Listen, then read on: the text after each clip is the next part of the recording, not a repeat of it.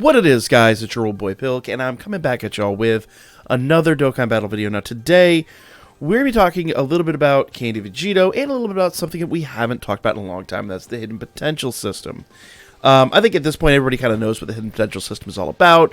You know how to handle it, but let's take a look here, because, once again, oh, that's right, I need 100% him, and I'll do that after this. So, I 100%ed my Candy VEGITO way back in the day when he first came out like 2 years ago. And he did really, really good for me back then. But the reality is the stats have changed, okay? Plus, I gotta be real, it wasn't the best build for him by a long shot. So we're gonna fix that today, okay? So if we go down to details, OG Candy VEGITO, high chance of evading enemies' attack, including super attacks, disables enemies' guard, and recovers HP with candy, okay? The super attack is causes supreme damage to the enemy with a rare chance to stun the enemy. So it's a rare chance to stun. Now, I could have given that double attack, but with a rare chance to stun, it's really not that good. Like, even with the double attack, you're very, very unlikely to get it. So I gave him crits to kind of offset the supreme damage, make that a little, hit a little harder. 14 crit is really, really good. And I gave him everything else. I went into evasion, because his evasion was only high chance. We wanted a really high chance of evading. Now, the big thing to qualify here, when you are adding evasion to a unit that already evades, you're not necessarily increasing their chances specifically. So let's say Candy VEGITO has something like a 30, I think it's like a 50% chance. I don't remember the exact percentages. But he has a decent chance, like 50% chance to evade. Okay? It's like basically 2 die rolls. So instead of that first one, and if it's 3 or higher, it's on a d6. God, we could really get nerdy on this one. Anyway, if it's like a 3 or higher on a d6, you're going to evade, right? Pretty straightforward. It's a 50-50 shot. Just assuming that's the number. Go with me here. If I add the level 12 evasion, it's not quite that high. It's way lower than that. But when you roll a second die, and if it's like, 2 or higher, or 1 or higher, it will actually give you an opportunity to evade again. So you're increasing your chances, but just a little bit. So statistically, it works out to be something like what, like 50% up to 60% or something like that, if you really want to get into a statistic value of it. But it's 2 separate rolls of the die to determine whether or not you're actually going to get that evasion. It basically gives you a second chance, albeit an even lower chance. So you can think of one being a medium chance, the other one being a low chance. But it does slightly increase your chances. Now, to say that he doesn't evade all that much, I feel like they changed the evasion qualities at some point, because when we first did this, he evaded all the time. It feels like he evades a lot less these days, and I know they changed it with double attack and critical, so I imagine that one probably got a change too at some point. But I don't remember the exact specifics behind that one either, because that was like 18 months ago they did all that crap. So let's jump in and talk about what he does when he's Dokkan Awakened, because we just got this Dokkan Awakening. And one thing I will tell you, once he's Dokkan Awakened, the values I have on him now are worthless and garbage. So, super attack, first of all, his leader skill goes up to attack and defense 10% per key sphere obtained, which is actually kind of respectable for a nuker. So, super attack raises attack and defense, causes supreme damage with a medium chance of stunning.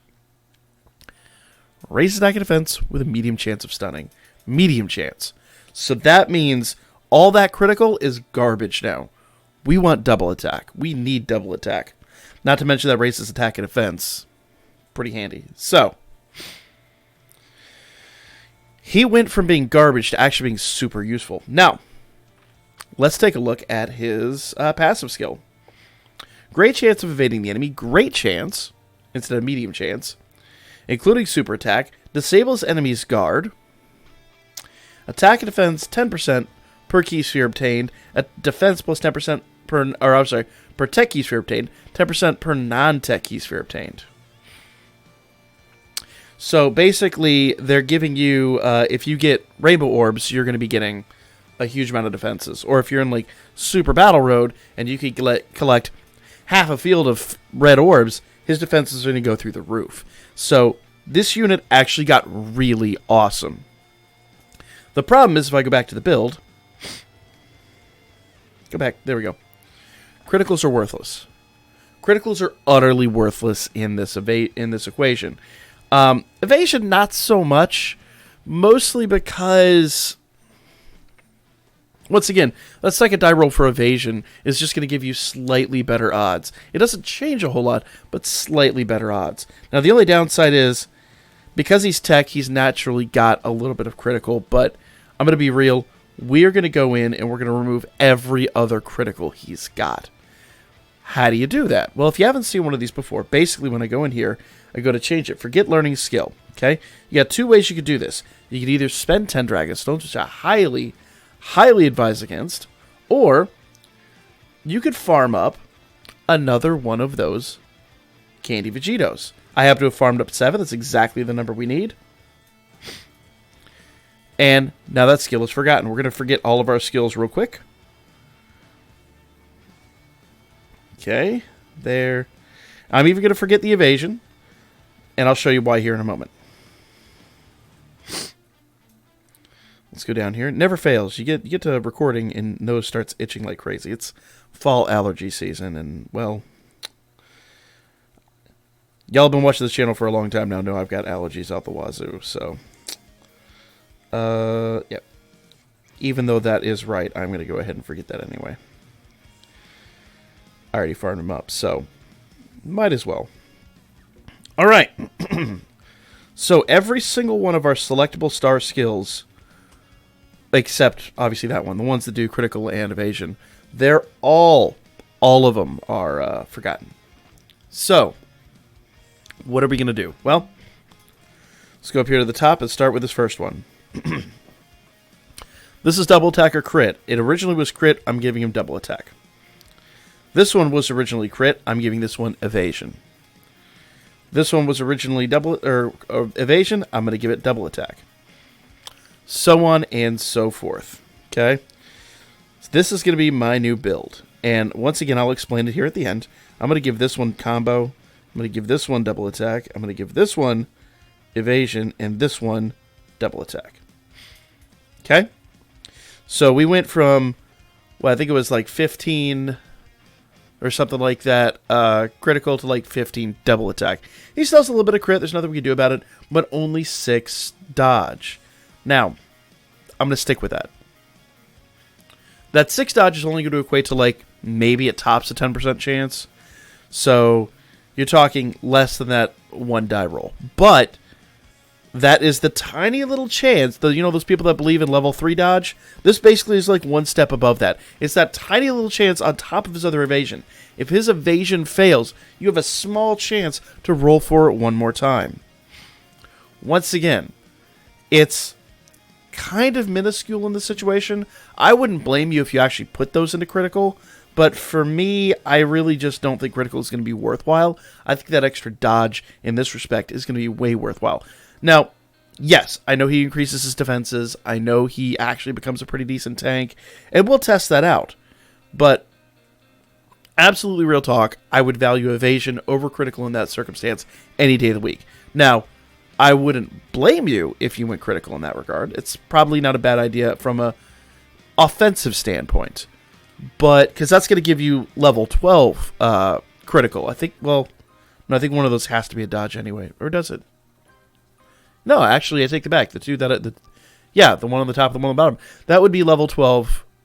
Yeah, level 12, level 11, because it's 6 and 5. Math. That would be level 11 critical. I'm sure somebody was already screaming at me. You're an idiot. Whatever. It's early in the morning. So, do bear that in mind. So that's going to be my build on him. Okay, I'm going to go ahead and Dokkan Awaken him.